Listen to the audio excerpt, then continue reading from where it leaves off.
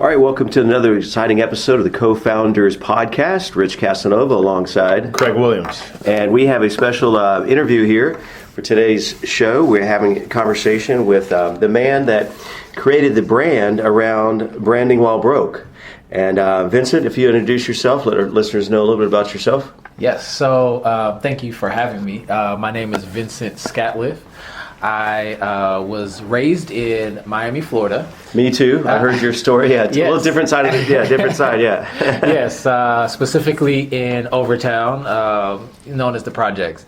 And I was entered into a magnet art school from elementary, actually, all the way up until college. So my background is in the arts. I went to Design and Architecture Senior High in Miami, then going off to Rhode Island School of Design, where I majored in industrial design.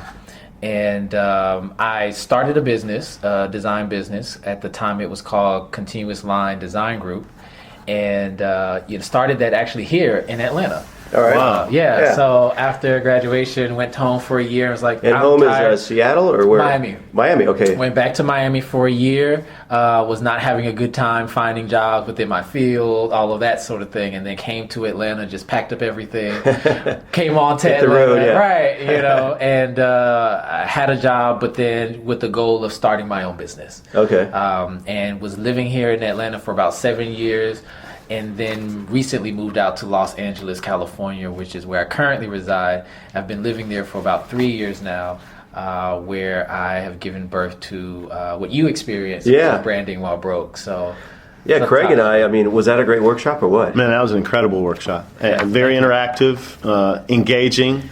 It was an experience, and that's what we like to create, our experiences. Awesome. Opportunity. And I don't want to give away too much of your trade secrets, because it definitely is a workshop. If you're listening, you need to experience, right? Yeah, call them into your town, city.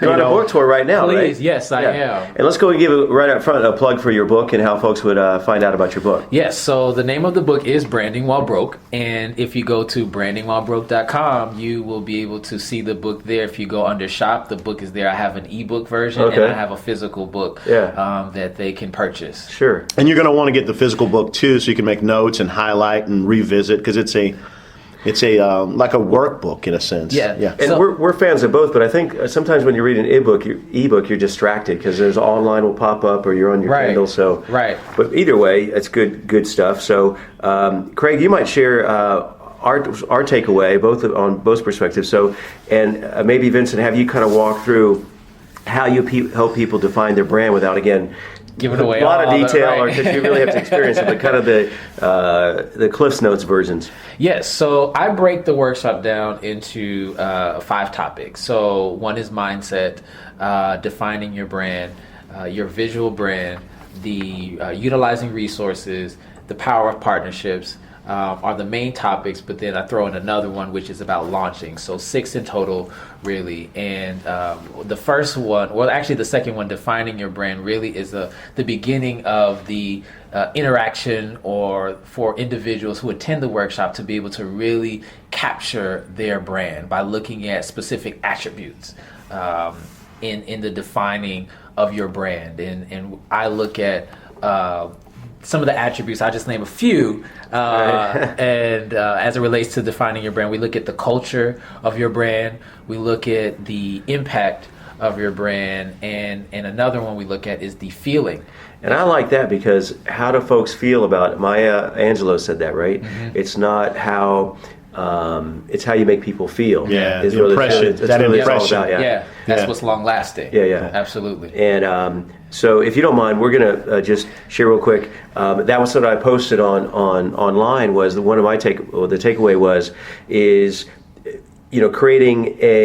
enhancing our current messaging that we're sending out to define our brand. Right. And through that workshop process, which I really enjoyed, I wrote on the feedback notes, so now you're going to know which one. But the interaction amongst the members, because a lot of times you go to an event and it's just the speaker, great content, but it's the sharing and is another dynamic, another level to the experience. Yes. So at Pro Business, our takeaway was in creating this message around our brand, and my observation was Pro Business provides relevant content to startups and industry icons in a pro-business environment with a fresh voice helping them feel supportive and to be informed. That's right. And we'll plug in the applause and the aha hallelujah sounds after the after the podcast editing. But Craig, what was your takeaway? What I took away, and I feel like I'm just one of the pistons in the engine of pro business, and so my focus or my personal contribution as far as a brand is concerned is providing content for business owners with a global environment or in a global environment with a clear voice, helping them feel influential and be holistic. So I look at making that impression. I'm big on the impression. I'm big on the significance of our engagement, and that it's lasting, that it's transferable, that it resonates with other humanity. I'm not about just myself, and that's what I see. Your work is about making sure everybody identifies that part in all of us, so that we could come together and activate and amplify what it's like to be a human being. Because branding is basically an outward expression of what you're being. Literally. I mean, because people have a brand for you. Whether you know it or not.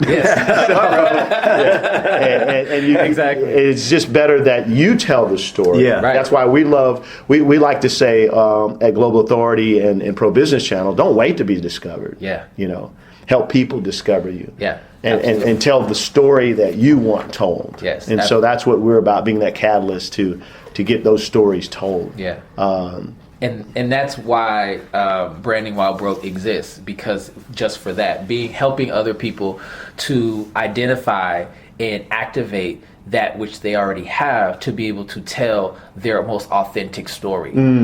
Because that's important. People buy into brands because of authenticity. And so if you're able to identify those elements of your brand so that you can be strategic and intentional about the story that you're telling, it'll better help your brand in terms of its growth and it attracting the like-minded, those who are trying to target.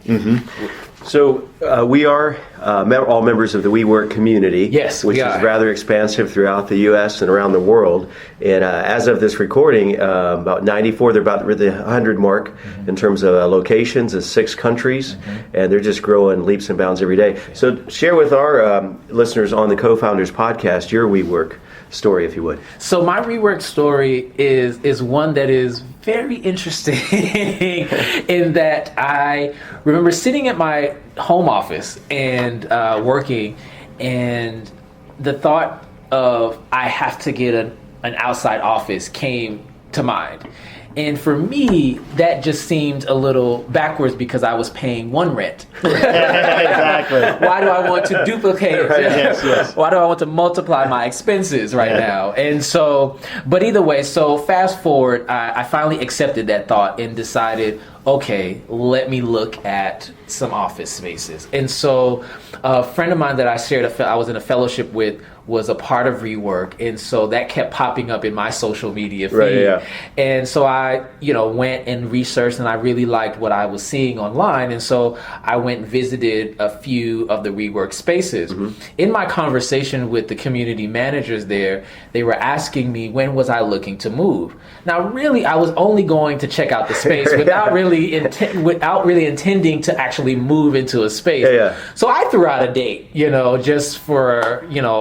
just because I said, I'm looking to move into a space April 1st. And at this point, it was, I believe, early March or mid-March or whatnot.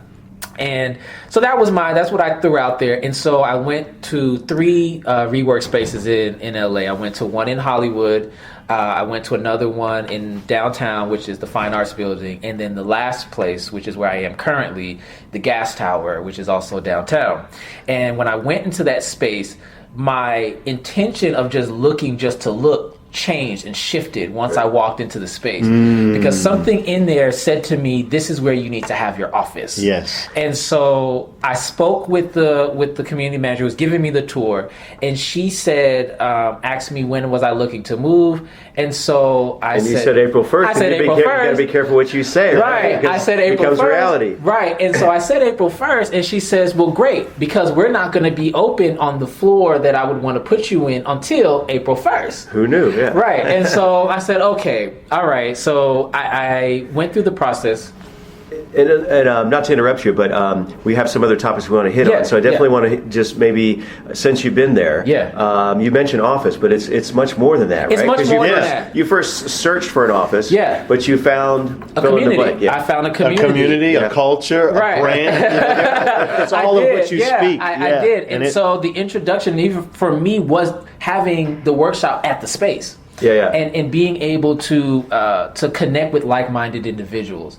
And speaking of the space, so now are some of the tour stops you're doing? Yes, are because of rework and because of my being a part of the community and getting an office space there. Because the community manager enjoyed the workshop, I told her that I was interested in doing a tour, and I gave her some cities. And so she took it upon herself to make an introduction to all the community managers at the rework locations, and they all said, we want to have this workshop. Well, now we got to give a plug out to who is this mystery person you're talking about? So this mystery person is Christian Wickstrom.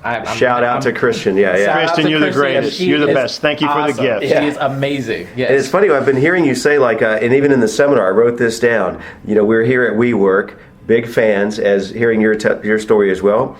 But it's interesting how it ties into your conversation about branding while broke. And it's almost, you'll play on words, rework, R-E, right? You got to rework your mindset, rework your company, your messaging, right? Yes. So rework, WeWork, say that, you know. 3 times. That's much, Let me shift gears here just momentarily and talk about, you gave that powerful story, and I think everyone has that story, and you asked in the case when Craig and I happen to be sitting next to each other, and for us to share our most vulnerable moments, right, but also most cherishable moments. Yes. But one of the takeaways I had from you was this idea of branding while broke. But it's what you went from, if you will, if you'll buy into this. What I'm hearing you communicate that story. You went from broke to broken. Yes. Right. Yes. And then how did you go back from broken to rebuilding? Because I recognized in that space of being broken, once I will get more into in the book, I talk about being in a very dark place where I tried to take my life. I just say that. And so from coming on the other side of that, once I recognized that I was still here, that I still had a reason to be here. And so by that being highlighted, I looked at all of the excuses that I formed to keep me from moving forward and said, well, I have none anymore. I ran out of them. At that moment, I ran out of excuses to push forward. When your last option didn't work. It was right. It's like, well, check that off the list. It was like ball up the paper, throw it in the trash. I'm pretty much done with excuses. I've never met someone that checked that off their YOLO list. Right? So now you live twice. Right, exactly. I did. You're rewriting the book. So that's how I was able to do that and just start putting into practice the things that I talk about in the workshop to help me to move forward in coming on the other side of being broken. And I passed a note to Craig during the workshop saying both quotes. I'll just mention one that you had up on the presentation that we're going to add to our studio on our whiteboard wall. And if you would share with that the quote from Arthur Ashe, if you can read my handwriting. Yes, I can. Start where you are, use what you have, do what you can, by Arthur Ashe. And I speak about that in the area as it relates to resources, because oftentimes we are looking for resources that seem out of our reach. And it's important for us to really take an assessment of what is it that you have, whether it be skills, talents, or affiliations, and being able to tap into that and use that to help you get to the next step. Because it is about getting to the final goal, but as you're getting there, the most important part of getting to that final destination is the journey, because that's where you get all of the nuggets and the jewels and all of that. And so really utilizing your resources to get you to the next step. The destination is truly the journey itself. And what they call now design thinking is just basically from the hood or the projects or from the lack side. It's been creative thinking. That we had used to have when I was in the 7th grade over 30 some odd years ago, we had it was creative writing.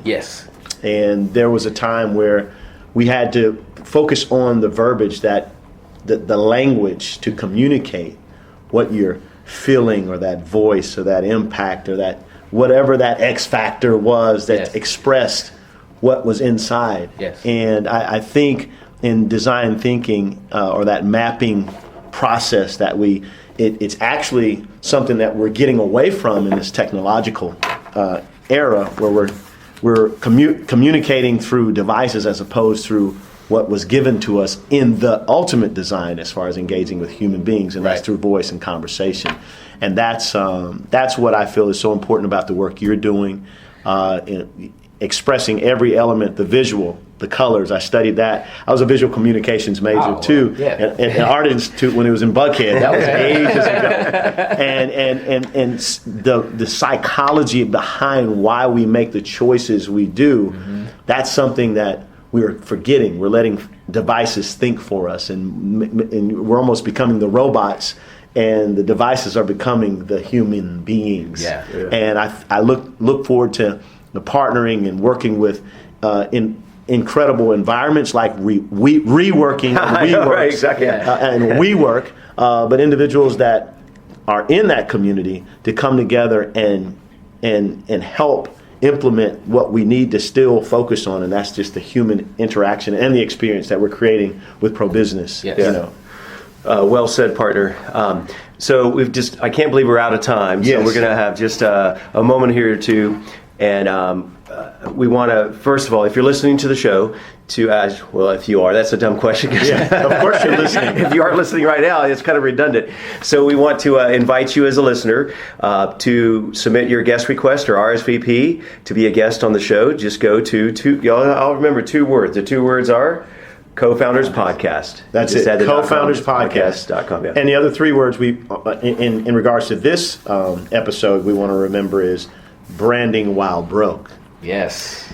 And thank you again, Vincent, for being our special guest on the episode. And that's the website they would find you at, right? And everything about. Yes. So if they go to brandingwhilebroke.com, you will be able to see the upcoming workshops in the different cities that I will be attending. So if you're in DC, or if you're in Austin, you can register. Hawaii, if you're in Honolulu, we'll follow you to Honolulu. Right, exactly. So Vince, we're going to finish with this, which is ironically, often we finish with our guests in our studio of asking them what a good day looks like. And I don't know who stole from who, but we heard that in your workshop. It's universal. Right, it is. So Vincent, if you take a minute, finish out our show and let folks know, what's a good day look like for you?